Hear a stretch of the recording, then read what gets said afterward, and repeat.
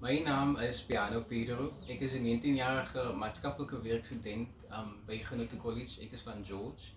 En ek wil net baie dankie sê aan die Bedisa Gewone Foundation vir hulle finansiële ondersteuning.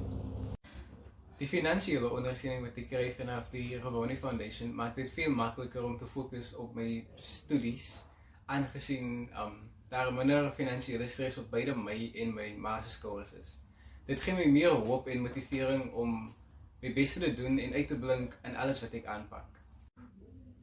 Ek wil graag 'n maatskaplike werker word omdat ek 'n groot passie het om saam mense in nood te werk en ook positiewe impak te maak op gemeenskappe rondom my.